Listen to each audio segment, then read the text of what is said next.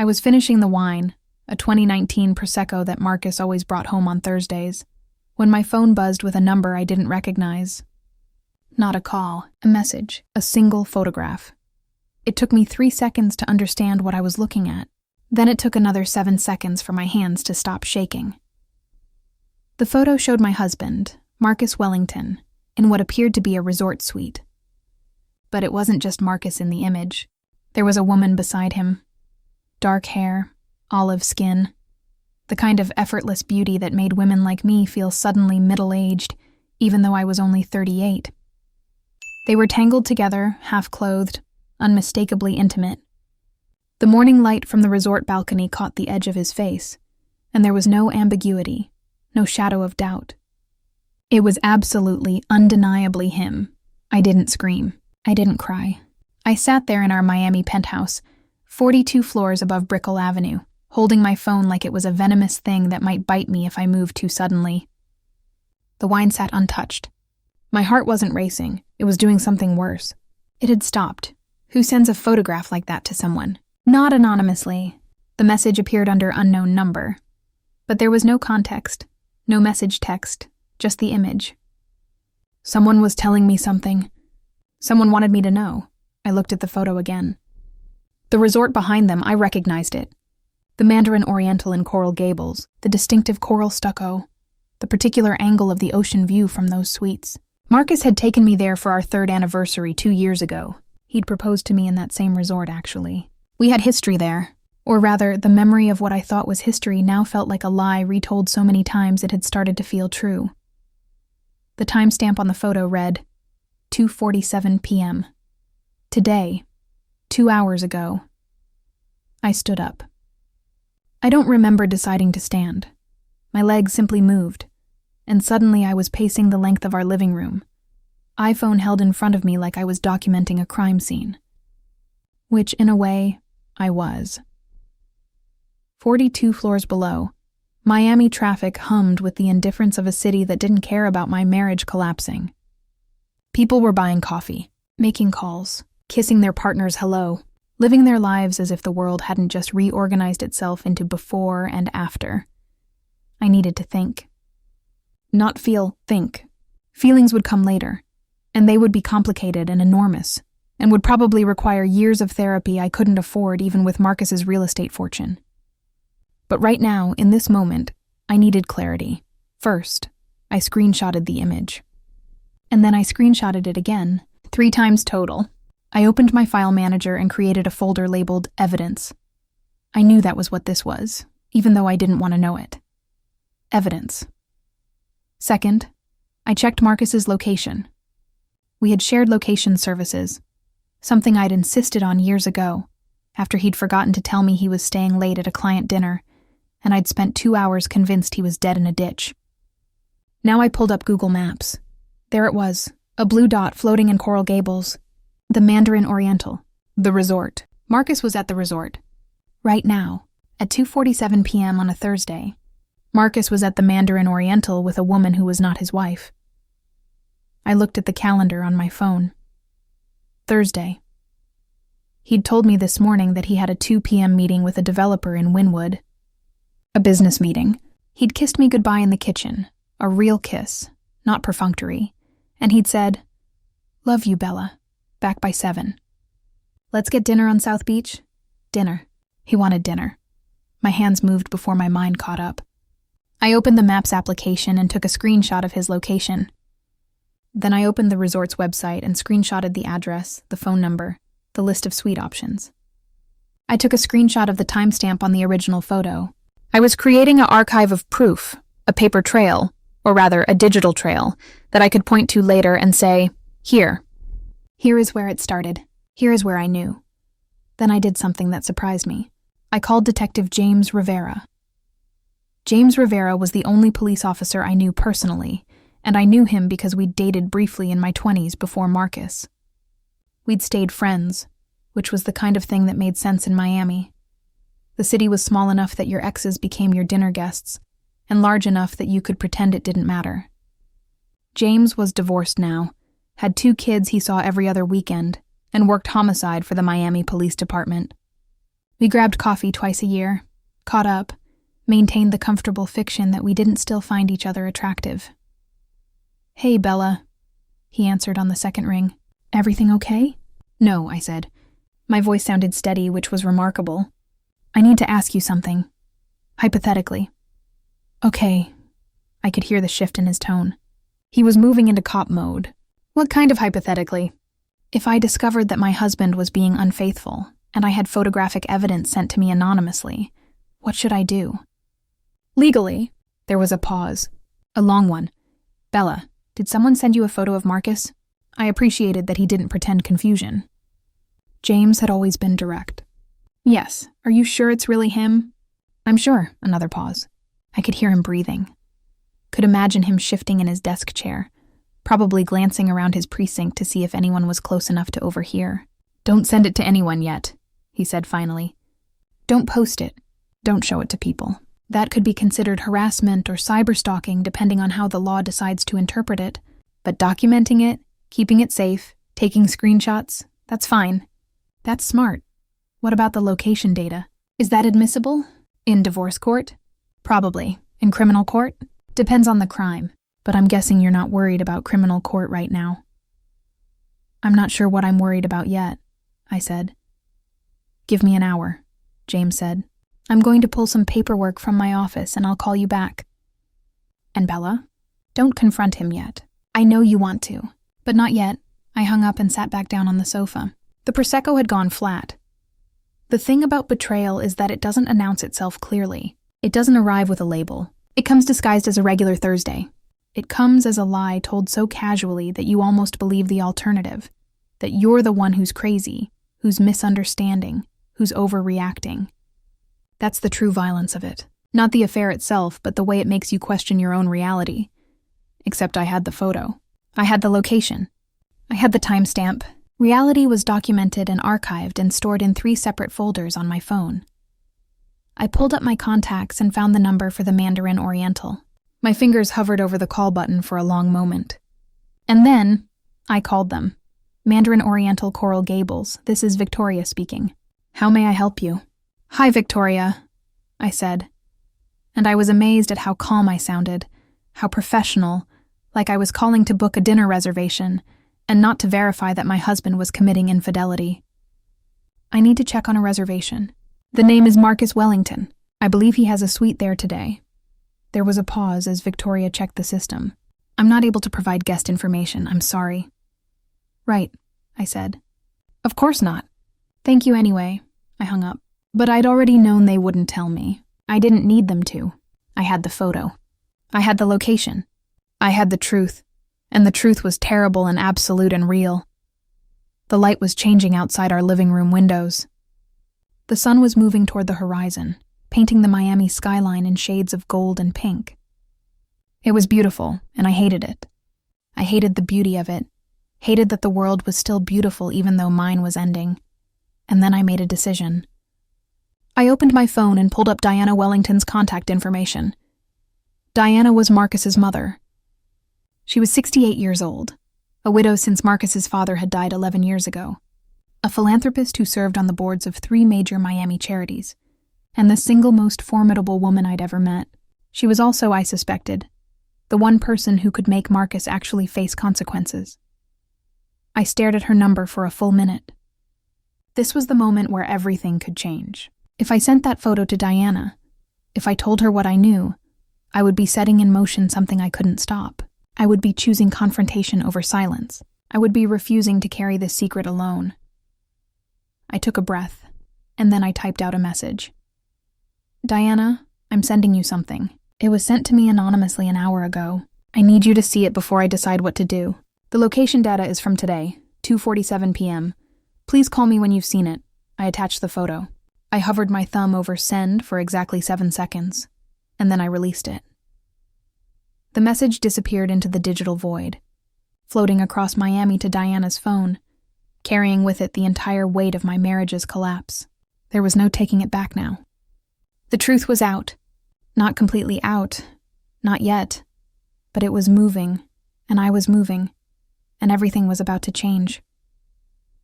My phone immediately buzzed. Diana was typing a response. I waited. Diana's response arrived 30 seconds later. Call me. Now. Diana's voice was ice. Not angry ice, cold ice. The kind that forms on still water, clear and hard and dangerous. Tell me everything, she said, before I'd even finished saying hello. So I did. I told her about the photo, about the timestamp, about the location at the Mandarin Oriental. I told her that I didn't know who'd sent it, that it had come from an unknown number, that I'd already screenshotted it multiple times and created an evidence folder. I didn't call it that. I said documentation. But Diana understood what I meant. I told her that I'd called Detective Rivera, that he was pulling together some information about legal next steps. Did you confront Marcus? Diana asked. No, he's still at the resort as far as I know. His location is still active. Good, Diana said. And then, after a pause, Isabella, you did the right thing calling me first. Do you know that? I hadn't known it, actually. I'd been operating on pure instinct, the kind of survival mechanism that exists in women who understand that sometimes you need allies more powerful than yourself. But hearing Diana say it, hearing that particular tone of approval in her voice, made something inside me settle slightly. What should I do? I asked. Nothing, Diana said. Not yet. I need to think. And I need to talk to my attorney. Can you come to the house tonight? We should talk in person. I looked around our penthouse. The carefully curated furniture, the abstract art I'd selected for Marcus's business clients, the kitchen where he'd kissed me goodbye this morning while lying about meetings in Wynwood.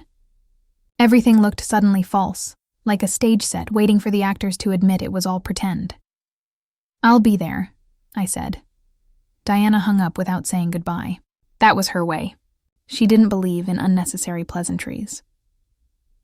I went to the bedroom and packed a small bag, some clothes, my laptop, my phone chargers. I didn't know how long I'd be at Diana's house. I didn't know if I'd ever sleep in this apartment again. I just knew that I needed to leave, needed to move, needed to do something other than sit and wait for Marcus to come home and lie to my face about his day. Before I left, I sent Marcus a text. Don't wait for dinner. Having drinks with Diana. Might be late. He responded immediately. Everything okay? I stared at that question for a long time. Everything okay? No, everything was terrible. Everything was broken. Everything was a lie that had been so carefully constructed that I'd stopped questioning whether any of it was real. But I responded, fine, just needed to see her. And then I called an Uber, because I wasn't going to drive, and I needed to be present when I talked to Diana. And I knew from experience that Diana's house had excellent wine, and I was going to need it. The Wellington estate was in Coral Gables, in the kind of neighborhood where houses had been built in the 1920s and hadn't changed much since then, except for the addition of security gates and the constant gentle hum of wealth. Diana's house was a Mediterranean revival mansion painted the color of cream, with a circular driveway and perfectly maintained grounds. She'd bought it with Marcus's father in 1991. She'd lived there for 33 years. She was waiting for me on the front porch when I arrived. Diana. Wellington was striking in the way that beautiful women who had stopped trying to be young became striking. She had silver hair she wore in a neat bob, sharp cheekbones, intelligent eyes that missed nothing. She was wearing a cream linen suit, the same color as her house, I realized, which made me wonder if that was intentional or just the accumulated taste of 3 decades. And she looked at me with an expression I couldn't quite read. Come, she said, and took my arm like I was an elderly woman who needed assistance walking. Even though I was 38 and she was 68. That was Diana's way. She knew exactly how to make you feel simultaneously protected and scrutinized. Inside, her lawyer was waiting. His name was Richard Ashford, and he'd been the Wellington family lawyer for 20 years. He was older than Diana, impeccably dressed, and had the particular air of someone who had seen every variety of human betrayal and had learned to treat it all as a filing exercise. Ms. Santos, he said, standing when I entered the study. Diana has filled me in on the situation. I'd like to ask you a few questions if you don't mind. I didn't mind. I spent the next 2 hours walking Richard through everything. My marriage, The discovery, the photo, the location data, my phone records showing that Marcus had texted me about the meeting in Wynwood at 1:47 p.m., and I was at home when he sent it, so I could have easily screenshot the text if I needed to prove his lie. The question, Richard said finally, is whether you want to proceed with divorce proceedings, or whether you want to try to use this information as leverage for reconciliation. I looked at him, and then at Diana, and then back at Richard. I want a divorce, I said. Are you certain? Richard asked. Marcus is wealthy. There will be spousal support, property division, complications, but there's no child support because you don't have children. The settlement could be substantial. I'm certain, I said. Diana poured me a glass of wine. A Sancerre, very good, the kind she kept for important conversations. Tell me something, she said. Why did you marry Marcus? It was a strange question to ask in the middle of divorce proceedings, but Diana had always been the kind of person who asked strange, direct questions that cut to the heart of things. I loved him, I said. At first, Diana said. It wasn't a question. At first, I agreed. Diana sipped her wine. I want you to understand something, Isabella. I love my son, but I raised him in a particular way, with particular expectations about what his money and his family name meant. I gave him too much too young. I protected him from consequences, and I'm fairly certain, actually, that I failed him as a mother. I didn't know what to say to that. But I want you to know that I don't fail at many things, Diana continued, and I'm not going to fail at this. Whatever Marcus has done, whatever he thought he could get away with, we're going to make sure he understands that actions have consequences. Are we clear? Very clear, I said. Diana nodded, satisfied. Good. Then we begin tomorrow. But before tomorrow, before the lawyers and the confrontation and the entire machinery of justice that would soon grind into motion, I needed to remember why I'd married Marcus in the first place. Because sitting in Diana's study, having set in motion something I couldn't undo, I wanted to understand what I'd been thinking, what I'd believed was possible. So I told Diana the story of how I met Marcus. And in telling it, I went back 5 years. 5 years earlier, I was at a charity gala at the Perez Art Museum. I wasn't wealthy enough to be invited on my own. I was there because I'd designed the interior of the home of one of the museum's major donors, and she'd invited me as her +1. I was 33 years old, had built my design business from nothing, had come to Miami as a 20-year-old with $500 and a dream I didn't quite believe in. I was wearing a black dress that I'd designed myself, that cost less than what most of the women there spent on a single piece of jewelry, and I was feeling like exactly what I was, an outsider. That's when I met Marcus. He was coming out of the men's room, and he literally walked into me while I was admiring a painting. His champagne spilled down my dress. He apologized profusely, insisted on buying me a new dress. I refused. And then instead of leaving, he stayed and talked to me for 2 hours about everything except art. We talked about why my parents had wanted me to be a lawyer, how I'd escaped São Paulo, what I dreamed about for my design business, my embarrassing habit of watching reality TV in Portuguese at 2 a.m. when I couldn't sleep. He was charming. He was interested. He was rich in a way that felt casual to him, like it was simply a fact of his existence rather than something he had to prove. And he looked at me like I was the most interesting person in the room, even though there were literal celebrities there. I want to hire you, he'd said before I left that night, to design my office space. I'm renovating the whole thing, and I want it to be incredible. I don't usually do commercial spaces, I'd said. Then do this one, he'd said, and have dinner with me while you think about it. We had dinner that Friday, and the next Friday, and then every Friday for 3 months before he finally kissed me. When he proposed, at the Mandarin Oriental, on our 3rd anniversary, I said yes without hesitation. I was in love. I was in love with the idea that someone like Marcus Wellington, someone with family money and family legacy and family everything, had chosen me, had chosen a girl from São Paulo who'd fought for everything she had. I thought it meant something. I thought it meant I'd won. Now, looking back, I understood what I'd been wrong about. I hadn't won anything. I'd just been chosen by someone who never really saw me. I'd been selected, the way you select a piece of art for your wall, appealing, interesting enough to show off to your friends, but ultimately interchangeable with something else that might catch your eye later. And the worst part wasn't the infidelity. The worst part was the 5 years of slowly disappearing, of making myself smaller to fit into his world, of learning not to ask questions about where he was or what he was doing, of accepting that partnership meant I sacrificed and he benefited. The worst part was that I had let that happen. "You're crying," Diana observed. I reached up and touched my face. She was right. I hadn't even noticed. "I sacrificed a lot," I said. "For him, for us. And he didn't value any of it." "No," Diana said. "He didn't. And that's not because you sacrificed the wrong things or sacrificed them wrong. It's because he's weak. He was raised to be weak, and I'm going to spend the rest of my life wondering if I could have prevented that." "You can't blame yourself," I said. "I can," Diana said. "And I do.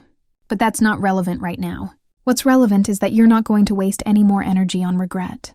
You're going to move forward, and you're going to rebuild.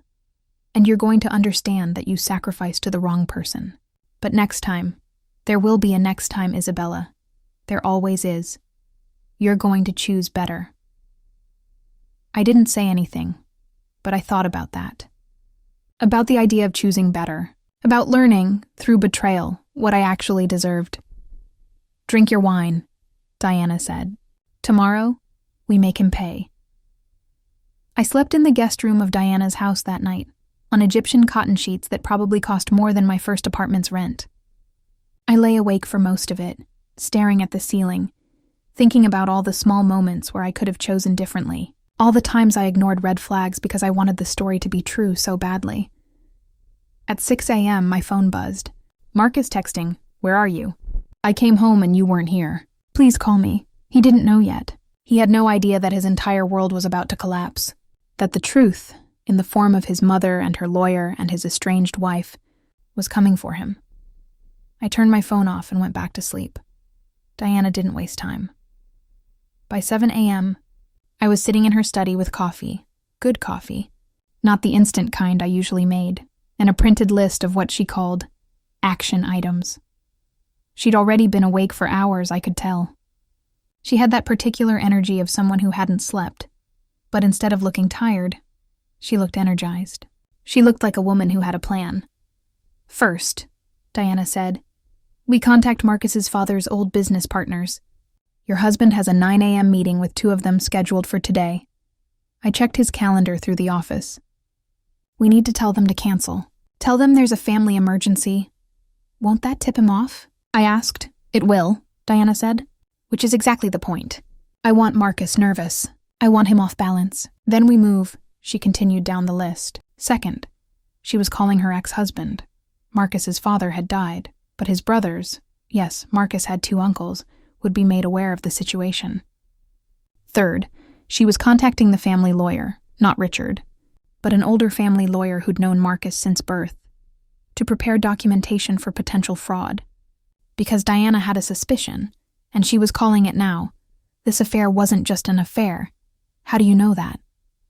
I asked. "I don't," Diana said, "but I know my son. And I know that Marcus is lazy. He's not ambitious enough to have an affair with a random woman. There's usually money involved. Usually there's something he wants that he thinks he can't get through legitimate channels." I thought about that.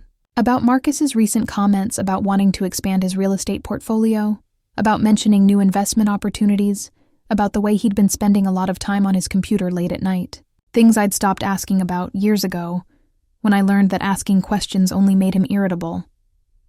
"What do you need me to do?" I asked.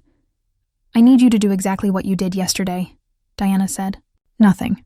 But be ready. And be very careful with your phone. Screenshot everything. Document everything. By tonight, we're going to need every piece of evidence we can get." At 9:15 a.m., Marcus called me. Then he texted. Then he called again. I didn't answer. At 10 a.m., Diana called the resort directly. "Mandarin Oriental Coral Gables." A cheerful voice answered. "How may I help you?" "I need to reach one of your guests," Diana said, her voice perfectly professional. "Marcus Wellington. He's staying in a suite. It's a family emergency. Could you please connect me to his room?" There was a pause. Hotel policy generally didn't allow room connections without guest authorization, but Diana had a particular tone. The tone of someone accustomed to getting what she wanted. "One moment, please." The phone rang through to a suite. Once, twice. Then a woman answered. I heard her, just barely. "Hello?" Diana hung up immediately and looked at me. "He has company," she said. "The woman in the photo," I said. "Presumably." Diana checked her watch. "Okay, here's where we go nuclear." She stood up and walked to her study phone, a landline, because Diana was old-fashioned about certain things, and dialed a number from memory. "Douglas," she said when someone answered. "It's Diana Wellington. I need you to do something for me, and I need you to do it immediately. I need you to drive to the Mandarin Oriental in Coral Gables. I need you to go to the front desk and ask them to connect you to Marcus Wellington's suite, and I need you to tell him that his mother is on her way to the resort, and she's bringing the family. Tell him she knows about the woman. Tell him she knows about all of it. Then I need you to hang up and wait. I realized Douglas must be her driver. How long?" Diana asked whoever was on the line, presumably Douglas's manager or supervisor. 15 minutes. Perfect. Do it." She hung up and looked at me. "We move in 20 minutes. It takes 15 to get there. We arrive, we go to his room, and we have this conversation with the full weight of family authority behind us." "We?" I said. "You're his wife," Diana said. "You deserve to see his face when he realizes there's nowhere to run. Get your purse? We're going to the resort." The drive to Coral Gables took 14 minutes. Diana drove, a white Mercedes that smelled like expensive leather and her particular perfume, something Italian and subtle. She didn't talk much, just kept one hand on the steering wheel and the other wrapped around a venti cold brew coffee, and stared straight ahead like she was preparing for battle, which I suppose she was.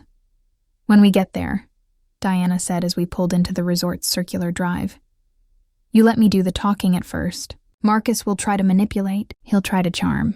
He'll try to make you feel like you're the unreasonable one. Don't let him. You know the truth. Hold on to that." We entered the lobby together. The Mandarin Oriental in Coral Gables was all soaring ceilings and tropical plants, and that particular smell of extreme wealth, linen, air conditioning, expensive candles. The kind of place where everything was designed to make you feel like you'd escaped reality. At the front desk, Diana simply said, "We're here to see Marcus Wellington in the penthouse suite." The concierge looked uncertain. "I'm not sure I can—" "You can," Diana said. "Call the room. Tell them Diana Wellington is here. Tell them they have 2 minutes to either come downstairs or we're going to the police." The concierge, clearly a woman who understood that some people didn't take no for an answer, picked up the phone. It took 7 minutes. 7 minutes of standing in that beautiful lobby, of watching other guests pretend not to notice the scene, of feeling like I was watching someone else's life unfold. And then the elevator doors opened. Marcus stepped out. He looked like a man who had just realized the ground was disappearing beneath his feet. His hair was wet from a shower. His shirt was only half-buttoned. His face had gone the particular shade of white that skin gets when all the blood leaves it. Behind him, trying to look casual and failing spectacularly, was the woman from the photo. She was younger than I'd thought. Maybe 30, maybe 28. She had that particular look of someone realizing they'd made a catastrophic error in judgment. She was pulling on her jacket, looking around for an exit, clearly weighing whether she could just walk out of the situation. "Marcus," Diana said, her voice cool and measured. "We need to talk." "Mother," Marcus said. His voice came out strangled. "What are you doing here?" "What am I doing here?" Diana repeated. "I'm here because your wife sent me a photograph. A very interesting photograph taken at 2:47 p.m. yesterday in one of your suites. Would you like to explain that photograph, or shall I simply proceed with the lawyers?" The woman, Vivian, I would later learn her name was, tried to slip past us toward the exit. But there was a flash of movement, and suddenly there were more Wellingtons. An older man I didn't recognize, Marcus's uncle it turned out. Another man who looked like an older version of Marcus, his other uncle. And a woman in her 60s, who looked like she'd been assembled from the same genetic material as Diana. An aunt. It would be. They emerged from different entrances of the lobby, timing it perfectly like they'd orchestrated it. Because of course Diana had. She'd probably been calling family the moment I'd gone upstairs to get my purse. Jesus Christ, Marcus said. Not quite, the aunt said, but close. I watched as my husband realized there was nowhere to go, no way to charm or manipulate or lie his way out of this moment. His entire family was here, surrounding him, and they all knew. They all understood that the perfect facade he'd constructed had been demolished with a single photograph. "Can we go somewhere private?" Marcus asked, and his voice had changed. The charm was gone. Now he just sounded desperate. "We could," Diana said. "But I think the lobby is fine. I think Isabella deserves to hear whatever you have to say in a semi-public place. Less chance of you lying." We moved to a seating area. Plush chairs arranged around a table, the kind of space designed for business meetings and difficult conversations. The Wellingtons arranged themselves in a semicircle, with me and Marcus sitting opposite each other, and the family behind me like a wall of authority. "Before you say anything," I said, and my voice surprised me with its steadiness, "I want you to know that I have photographs, location data, hotel records, and a timeline. Whatever you're about to say, I have evidence that contradicts it." Marcus looked at me like he'd never seen me before. Maybe he hadn't. Maybe the Isabella he'd married was someone he'd invented, and now he was seeing the real version for the first time, and he didn't recognize her. "I want to know about the woman," I said. "I want to know her name. I want to know how long this has been happening, and I want to know the truth, not whatever story you've constructed." Marcus looked at Vivian. She was still standing, clutching her jacket, clearly trying to figure out if she should run. "Her name is Vivian Cross," Marcus said quietly. "She works at Club Euphoria downtown. We met 6 months ago. I don't know. It's not serious." 6 months, I said. The word felt heavy in my mouth. "I was going to end it," Marcus said. "I was going to end it after your birthday. I wasn't ready yet." The casual cruelty of that statement hung in the air. He wasn't ready. Like my birthday was the expiration date on his infidelity. Like he'd given himself permission to betray me for 6 months as long as he stopped by then. "Get her out of here," Diana said to one of her sons. "I don't care how, but I don't want to see her face again." A family lawyer appeared, seemingly from nowhere because Diana probably had him waiting in the lobby, and spoke quietly to Vivian. She left, looking relieved and terrified in equal measure. And then, it was just Marcus and the Wellingtons and me. "Here's what's going to happen," Diana said. "You're going to come with us. We're going to go to Richard Ashford's office. You're going to answer every question he asks. You're going to explain this affair and anything else I suspect you've been hiding. And then we're going to decide what to do about your marriage, your career, and your inheritance. Are we clear?" "Diana," Marcus started, "am I clear?" Diana's voice had sharpened into something dangerous. "Yes," Marcus said. "You're clear." We spent the next 6 hours at Richard Ashford's office. Marcus, under pressure from his mother, and faced with evidence he couldn't deny, started talking. And the more he talked, the worse it got. The affair wasn't just an affair. There were financial transfers, money he'd been moving into accounts connected to Vivian, investments in ventures that didn't exist, small things, nothing that would trigger major audits, but things that suggested a pattern of deception that went far beyond simple infidelity. Richard's expression got darker with each revelation. "I think," Richard said finally, looking at Diana, "that we need to bring in forensic accountants. I think we need to look at his business accounts very carefully. I think your son may have committed fraud."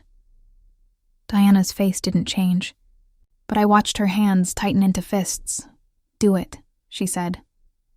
Later that evening, after Marcus had been sent home, to a hotel, at Diana's insistence, not to the penthouse he shared with me, and after the lawyers had packed up their documents and left, and after the family had dispersed back to their various homes, Diana and I sat in her study again.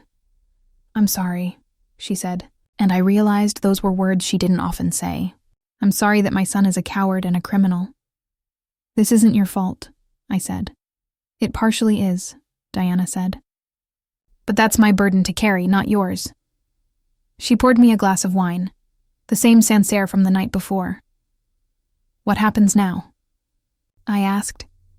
Now, Diana said, we make sure he understands that there are consequences, real ones. Not just the collapse of his marriage, but the collapse of everything he thinks he deserves. I understood then that Diana Wellington didn't just love her family. She loved the idea of justice more. The forensic accountants took 2 weeks. 2 weeks of waiting, of sleeping in Diana's guest room, of pretending to work on design projects I couldn't focus on, of checking my phone obsessively to see if there were messages from Marcus. There weren't. He'd gone silent, which was somehow worse than if he'd tried to manipulate me. 2 weeks of watching Diana move through her world with the particular energy of someone who had declared war and was now systematically winning it. On the 14th day, we met with Richard Ashford and 2 accountants in his conference room. They had 3 folders full of spreadsheets and bank statements and transaction histories. Your son, one of the accountants, a woman named Patricia with sharp eyes and sharper questions, said without preamble, has been engaged in systematic embezzlement. Diana didn't move. I watched her hands to see if they tightened, but they didn't. She was already prepared for this. She'd suspected it, and now it was being confirmed, and she was simply registering information. How much? Diana asked. At least $2.3 million over the past 18 months, Patricia said. Possibly more if we dig into the offshore accounts, but those are more difficult to trace. He's been using Vivian Cross as a conduit. Money moves to shell companies registered in her name, then transfers to accounts he controls in the Cayman Islands. Richard looked at me. Mrs. Santos, I'm obligated to tell you that this information may become relevant to your divorce proceedings. The money being embezzled came from family business accounts. So technically it's not marital property, but it does speak to the character and trustworthiness of your husband. Character, trustworthiness. These seemed like wildly inadequate words for someone who was stealing millions. There's more, Patricia said, flipping through her folder. We found evidence that Marcus has been falsifying business documents. We found emails between him and Vivian discussing the transfers. We found bank statements showing multiple deposits to her accounts. This isn't subtle. This isn't accidental. This is deliberate, calculated embezzlement. Diana closed her eyes for a moment. Just one moment. Then she opened them again. I'm calling the police, she said. I would recommend that, Patricia said. I would also recommend that you move quickly. Before Marcus has a chance to move more money or destroy more evidence. That's when everything accelerated.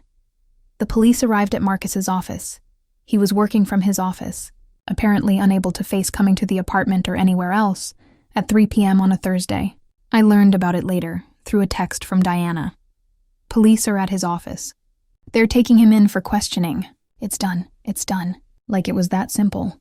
Like 5 years of marriage could be dissolved and reduced to police involvement and questioning. Like my entire invested heart could be converted into evidence and spreadsheets and bank statements. I didn't feel anything at first. I felt numb. Then I felt something else. Relief. I felt relief that it wasn't my fault. That I wasn't overreacting. That I wasn't the crazy, paranoid wife. I was the wife whose husband was actually stealing millions and committing actual fraud. Relief is a strange emotion to feel in response to discovering your husband is a criminal, but that's what I felt. Are you okay? Diana asked when she came to pick me up from the office where I was pretending to work. I'm okay, I said, and I was more than okay. I was, for the first time since I'd seen that photograph, exactly where I needed to be. The next week was a blur of lawyers and statements and questions from police detectives. Detective Rivera came to see me. He wanted to understand the timeline, wanted to know if I'd suspected anything, wanted to know if I had documentation of the affair. I gave him everything, every screenshot, every timeline, every piece of evidence I'd so carefully collected. You did good, he said when I was done. Most people don't think to document like this. Most people aren't married to criminals, I said. Fair point, Rivera said. Marcus was released on bail after 72 hours. His mother posted it, which I think was perhaps the cruelest thing Diana could have done. Not because it helped him, but because it meant he owed her. He owed her for literally buying his freedom. He called me twice. Both times I didn't answer. On the third attempt, I sent him a text. Don't contact me. Everything goes through the lawyers now. His response was immediate. Please. I need to explain. I didn't respond. There was nothing to explain. The evidence was absolute. 2 weeks after Marcus's arrest, Vivian Cross agreed to cooperate with prosecutors in exchange for a reduced sentence. Suddenly, all the pieces fell into place. The police understood the scheme, understood how the money had moved, understood that Marcus was the mastermind, and Vivian was the accomplice. Suddenly, there were arrest warrants and charges, and the entire machinery of the justice system grinding into motion. I was sitting in Diana's study when she told me. He's being charged with fraud, embezzlement, and money laundering, she said, reading from an email on her phone. His bail has been revoked. He's going back into custody pending trial. He's going to prison, I said. It wasn't a question. Yes, Diana said. He almost certainly is. I should have felt triumphant. I should have felt vindicated. Instead, I felt sad. I felt sad that the man I'd married was so weak, so corrupt, so unable to simply be happy with what he had. I felt sad that I'd wasted 5 years on someone who was never going to value me the way I deserved to be valued. But mostly, I felt free. The divorce papers came a month later. My lawyer had prepared them meticulously. Spousal support was waived. I didn't need Marcus's money. I had my business, and my business was thriving. But I kept the apartment. I kept the personal items. I kept my dignity. There was a settlement hearing scheduled for the following month. Marcus's lawyer wanted to negotiate. They thought maybe, given the circumstances, that I might agree to something less punitive. They didn't understand that I didn't want to punish Marcus. I wanted to be free of him, completely and absolutely. 2 days before the hearing, Marcus's lawyer called my lawyer and asked if I would meet with Marcus one final time. He says he wants closure, the lawyer explained. He says he wants to apologize. My lawyer looked at me for my decision. I thought about that. I thought about whether I needed an apology, whether an apology could mean anything, whether looking at Marcus's face one more time would heal something or break something else entirely. No, I said finally. Tell him I don't need an apology. I need him to understand that his actions have consequences, and I think prison will teach him that better than I ever could. The day of the divorce hearing, I wore a black dress that I'd designed myself. I had my lawyer beside me. I had Detective Rivera in the gallery, there to support me. I had Diana in the front row, looking like she was about to witness her son's final humiliation. Marcus was there in an orange jail jumpsuit, because his bail had been revoked and he was waiting trial, and the court had decided he was too much of a flight risk to release. He looked diminished. Prison, or the anticipation of it, had done something to him. He looked smaller than he was, like his entire frame had collapsed inward. His lawyer tried to negotiate. They tried to offer me a settlement that was more than generous, given the circumstances. They tried to suggest that I was being unfair, that I was using the fraud charges as leverage, that a good person would show mercy. I stood up and looked directly at Marcus. I'm not showing mercy, I said. I'm showing you something that you never showed me. Honesty. I'm being honest about what you are and what you did. I'm being honest about the fact that you don't deserve anything. Not my forgiveness, not my sympathy, not my mercy. You deserve exactly what you're getting. Consequences. The judge looked impressed.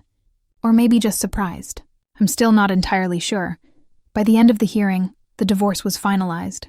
I was no longer Mrs. Wellington. I was Isabella Santos again, the woman I'd been before Marcus. Independent and strong and whole. Walking out of the courthouse, I didn't feel the relief I'd expected. I felt something else. I felt powerful. I felt like I'd reclaimed something that had been taken from me. Detective Rivera caught up with me on the courthouse steps. You did good, he said.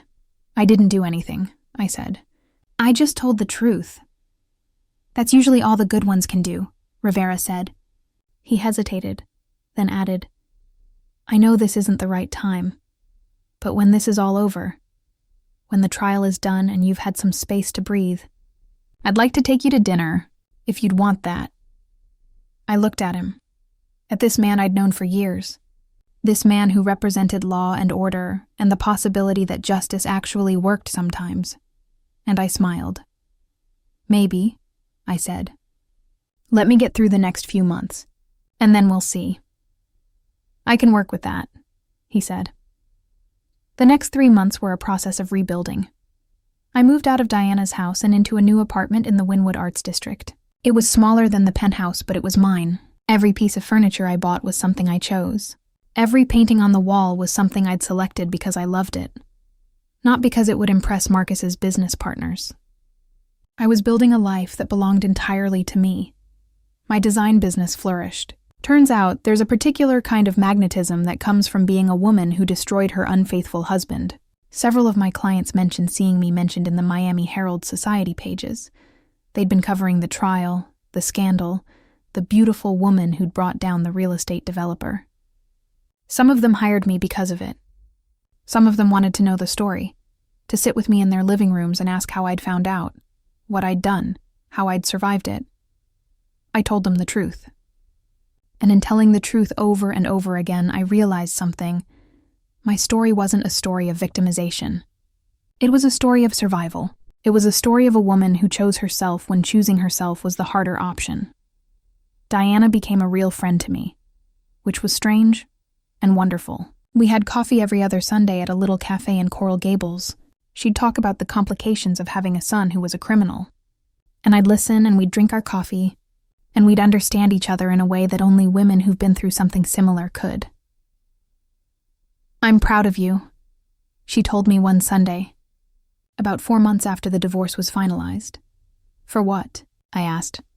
"For not letting this destroy you," she said. "For taking what happened and turning it into fuel instead of ash." I thought about that, about how betrayal could go one of two ways. It could become the story you told about why you were broken, or it could become the story you told about how you refused to break. I chose the second one. The trial started in May, 6 months after I'd first received that photograph. It lasted 3 weeks. The prosecution presented evidence: spreadsheets, bank statements, emails, Vivian's testimony. Marcus's defense attempted to argue diminished capacity, claimed he'd been under stress, claimed he'd planned to return the money. It was all very pathetic and not at all convincing. On the final day, the judge handed down the sentence: 5 years in federal prison. Marcus's face showed nothing. He'd learned by then not to show anything. As he was being led out of the courtroom, he looked at me. Just for a moment, just long enough for our eyes to meet, and for me to see the moment when he fully understood that his actions had destroyed his life. I didn't look away. That evening, I had dinner with Detective Rivera. We went to a restaurant in Coral Gables, a small Italian place that was quiet and didn't draw a lot of attention. We ordered wine and pasta and talked about everything except Marcus, except the trial, except the entire ordeal that had defined the last 9 months of my life. "Thank you," I said at one point. "For what?" Rivera asked. "For believing me," I said. "For taking me seriously. For helping me document the evidence the right way so that it actually mattered." "That's just my job," Rivera said. "No," I said. "It's more than that. You treated me like I was intelligent enough to handle the truth, like I was strong enough to see it through. That matters," Rivera smiled. "You are strong enough," he said. "Stronger than most." Later, when he walked me back to my apartment, he didn't try to kiss me. He just said, "I'd like to do this again." "I'd like that too," I said. 3 months after the trial ended, I received a letter from Marcus. His lawyer had sent it to me. On the envelope, in handwriting I recognized, it said, "To Isabella." I almost didn't open it. I thought about throwing it away, about treating his words the way he'd treated my sacrifice, as something disposable. But I opened it anyway. "Isabella, I don't know if you'll read this. I wouldn't blame you if you didn't. But I need to say it anyway. I'm sorry. I'm sorry for the affair. I'm sorry for the betrayal. I'm sorry for being weak and cruel and selfish. I'm sorry for wasting 5 years of your life. More than anything, I'm sorry that I didn't recognize what I had, that I had a woman who sacrificed and supported and believed in me, and instead of cherishing that, I took it for granted. I took you for granted. I'm in prison now, and I have a lot of time to think about my choices, about why I made them, about what kind of man I've been. I'm not asking for forgiveness. I don't deserve it. I'm just asking you to know that you're leaving me. You're refusing to protect me. You're choosing yourself. That was the right choice. That was the brave choice. That was the choice that will save you. Be happy, Isabella. You deserve to be happy. More than anyone I've ever met, you deserve that. Marcus, I read the letter 3 times, and then I put it in the same folder where I kept all the other evidence. The screenshots, the photographs, the bank statements, the timelines. It was all part of the same story. The story of a woman who found the truth and chose herself. 1 year after I'd received that first photograph, I was sitting in my office in Wynwood. My own office. Not someone else's when my phone buzzed. A text from Diana. I'm having a party this Saturday. I want you to come. And bring James if you're still seeing him. I looked at the message and smiled. I was still seeing James. We'd been dating for 6 months. It was easy and comfortable and kind. The kind of relationship that didn't demand constant reassurance or prove itself through grand gestures. He asked me about my day. I asked him about his. We made each other laugh. We chose each other every single day. That, I realized, was what love was supposed to feel like. The party at Diana's house was on a Saturday in June, exactly 1 year after I'd sent that location to her phone. I wore a white dress that I'd designed. Minimal, elegant, powerful. James picked me up in his car, and we drove through Miami with the windows down, and I felt like I was driving into the next chapter of my life. Which I was. Diana's house was full. Not just full, overflowing. There were people I recognized from society pages, business people, other philanthropists, lawyers, artists, the entire social ecosystem of Miami's upper class. But there were also people I didn't expect. Detective Rivera's colleagues. He'd come alone, early. Members of Diana's charitable boards. Teachers and artists and people who had nothing to do with wealth or legacy. Diana found me in the crowd about an hour after we arrived. She was holding 2 glasses of champagne and she handed me one. Happy anniversary, she said. Anniversary? I asked. 1 year, she said. 1 year since you sent me that photograph. 1 year since you chose yourself. I'd almost forgotten that's how it was measured now. Not the time since my marriage collapsed, but the time since I'd taken action. Time was marked by agency, not by loss. I want you to know something, Diana said. I've been thinking about what you did, how you handled it, how you refused to play victim, and I think it's the bravest thing I've witnessed in a long time. I was terrified, I said. Of course you were, Diana said. Courage isn't the absence of fear. It's taking action anyway.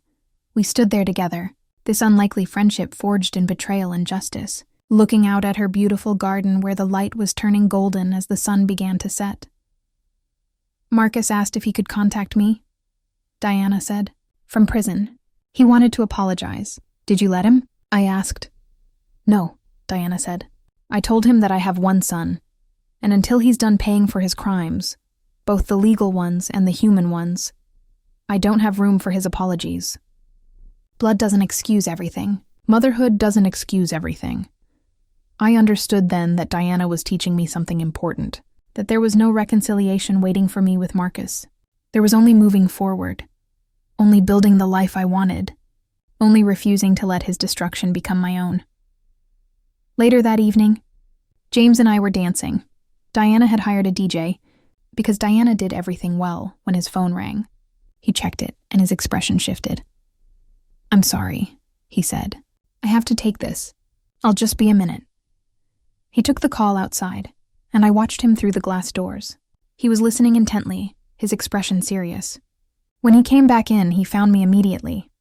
That was the precinct, he said. Marcus attempted suicide in his cell. They found him in time. He's in the hospital recovering. I stopped dancing. I stopped moving. I stood there in the middle of Diana's garden with the music playing and the lights twinkling, and I let that information settle into my brain. Are you okay? James asked, his hand on my arm. I don't know, I said honestly. I thought about Marcus in a hospital bed, having tried to end his own life, having failed even at that. I thought about the weight of what his actions had created. Not just the legal consequences, but the internal ones. The way betrayal of that magnitude had to shatter you from the inside. And I felt sad. I felt sad for him. I felt sad for the man he could have been if he'd chosen differently, if he'd been better, if he'd loved me the way I deserved to be loved. But I didn't feel guilt. I didn't feel responsible. What Marcus had done, the affair, the fraud, the attempt to end his own life, those were his choices. His consequences, his burden to carry. "Come," I said to James. "Let's get some air." We walked out to the edge of Diana's property, to a place where you could see the lights of Miami glittering in the distance. All that light, all that life, all those people living their lives and making their choices and moving forward. "The trial is over," James said. "The consequences have been delivered. He's going to prison. He's suffering. What more do you want?" "I don't want anything more," I said.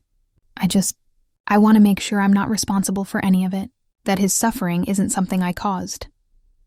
"You didn't cause his suffering," James said. "He caused his own suffering.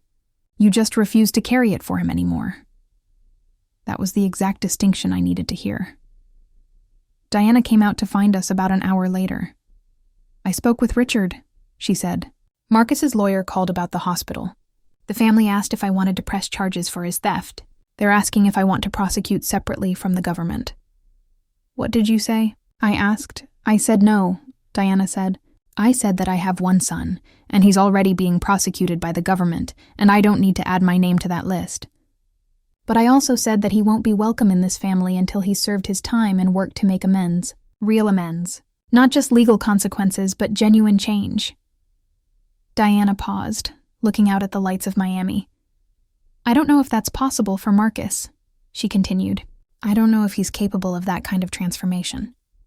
But I know that if he doesn't do it, then I've failed as a mother twice. Once by raising him poorly, and once by not giving him a chance to become better." It was the most honest thing I'd heard Diana say. It was also the most human. "He tried to kill himself," I said. "I know," Diana said. "I know, and I don't know what that means yet.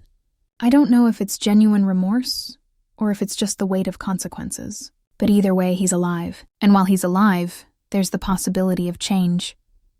I wasn't sure I believed that. I wasn't sure Marcus had the capacity for real change.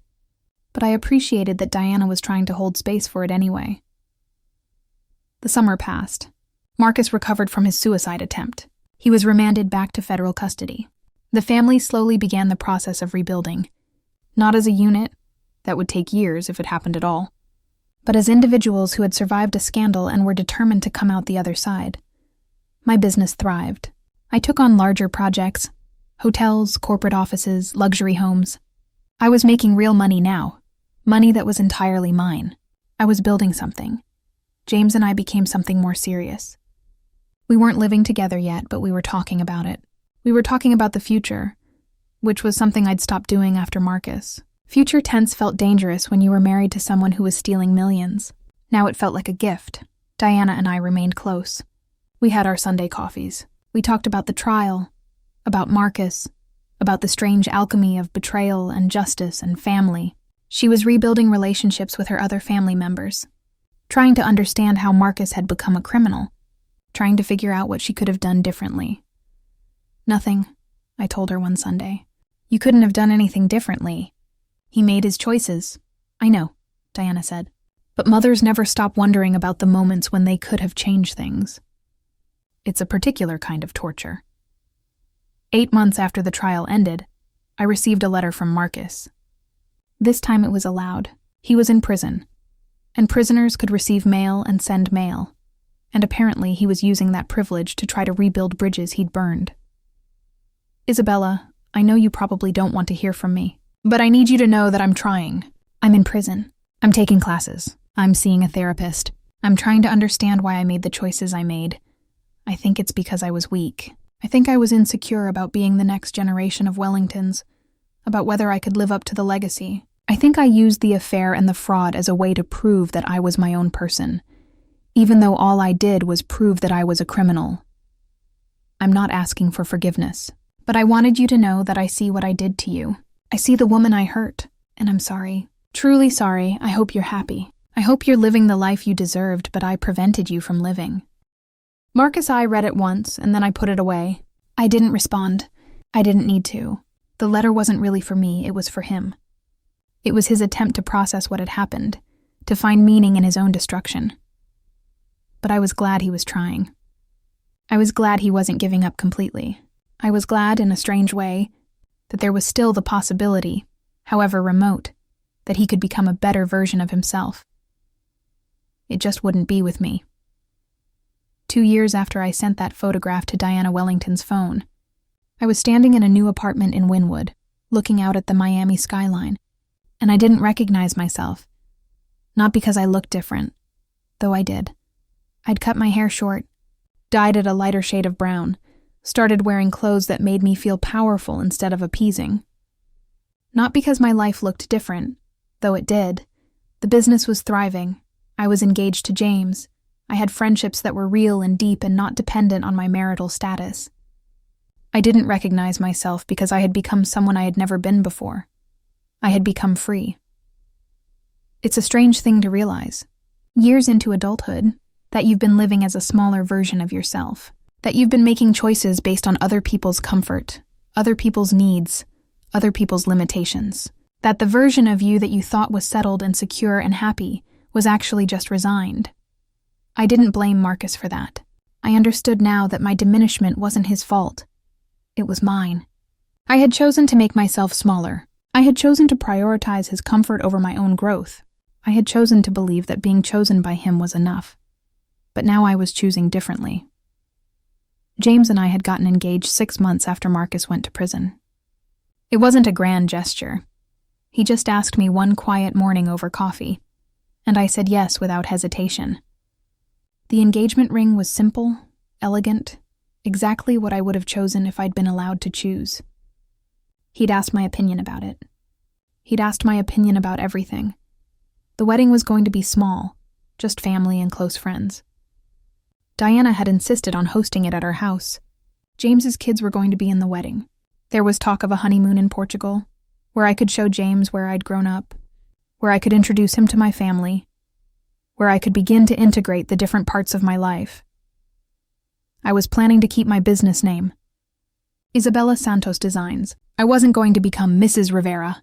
I was going to remain Isabella Santos, the woman who had built something from nothing, who had refused to be destroyed by betrayal, who had chosen herself.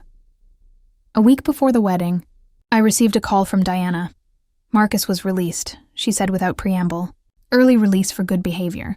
He's been in therapy, he's been taking classes, he's been working in the prison library. The parole board recommended release, and the judge agreed. I felt something shift in my chest. Not fear, I didn't fear Marcus anymore. Something more like uncertainty. The idea of him being out in the world again.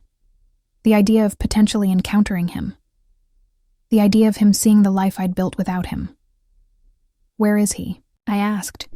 In Florida, Diana said. He's staying with family in Boca Raton.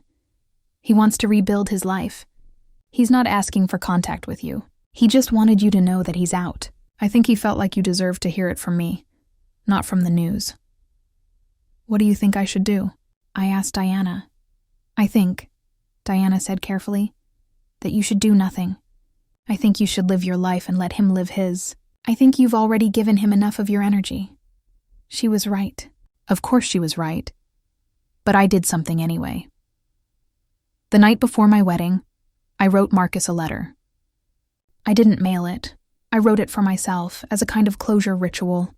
I wrote to the Marcus I had married, the Marcus who had betrayed me, the Marcus who was now trying to rebuild himself. I wrote about the anger, the hurt, the betrayal, the 5 years I'd spent disappearing. I wrote about my business, about James, about Diana becoming my friend, about the life I was building. And then I wrote this. I don't forgive you. I don't know if I ever will, but I want you to know that I'm grateful. I'm grateful that your betrayal forced me to become myself. I'm grateful that I was strong enough to refuse to carry your shame. I'm grateful that you made yourself small enough that I could finally see how large I could become. Live well. Rebuild yourself. Become the man you should have been from the start. Not for me.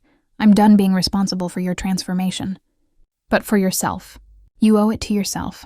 I wish you well. And I mean that without reservation. Isabella, I read it once and then I burned it. I watched the ashes disappear into the Miami night, and I felt something release inside me. The weight of what had happened, the anger, the need for him to understand what he'd done, all of it turned to smoke and disappeared. The morning of my wedding, I woke up in Diana's house where I'd stayed the night. Old tradition, old superstition, though I'd never been superstitious before. I lay in bed for a while, just existing in the quiet, letting the weight of the day settle on me. This was my wedding day. Not a wedding day, my wedding day. The day I was choosing to commit to someone who had asked my opinion about ring designs and loved me on purpose, and every single day chose me back.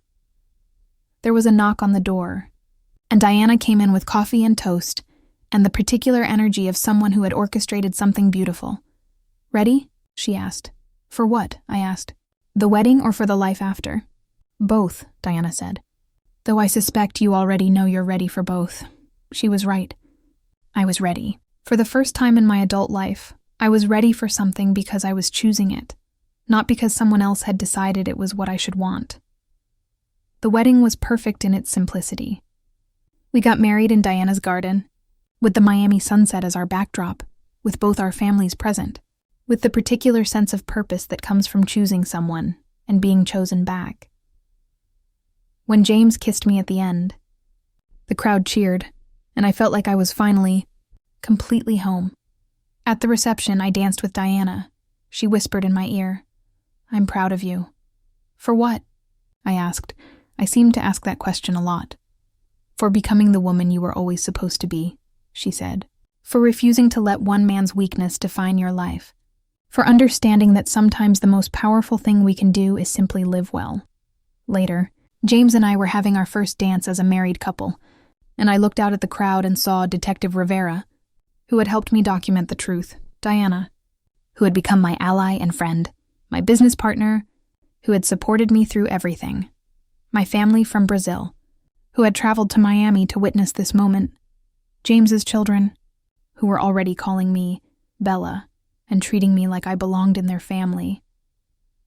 All the people who had helped me refuse to break. People often ask me what I would have done differently. If I could go back to that Thursday when the photograph arrived, knowing everything I know now, what would I change? The answer is nothing. I would send that location to Diana again. I would refuse to protect Marcus. I would document everything. I would choose myself. Because that sequence of choices, that chain of refusing to diminish, of refusing to carry someone else's shame, of refusing to accept less than I deserved, that chain led me here. To this life, to this freedom. I don't believe everything happens for a reason. I don't believe that Marcus's betrayal was a gift or a blessing or anything, except what it was. Betrayal.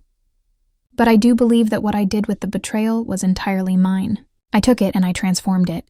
I took the pain and I built something beautiful with it. My marriage to Marcus ended, but my life, my real life, the one that belongs to me, that life was just beginning. Thank you for listening to my story, for sitting with me through the discovery, the confrontation, the justice, the transformation. Thank you for bearing witness to what it takes for a woman to refuse to break, to refuse to apologize for someone else's crimes, to refuse to accept less than she deserves. I want to know, if you were in my position, what would you have done? Tell me in the comments below. What would you choose? Who would you become? And if this story resonated with you, if you've ever felt invisible in your own life, if you've ever questioned whether your sacrifice was worth it, if you've ever wondered what it would feel like to choose yourself, know this: you are stronger than you know. You are more capable than you believe, and you deserve someone who chooses you every single day, not out of obligation, but out of genuine, authentic love. Subscribe to this channel for more stories of women who refuse to stay silent, more stories of transformation, more stories of justice, of healing, of beginning again. Until next time, remember, your story matters. Your voice matters. You matter. Thank you for listening.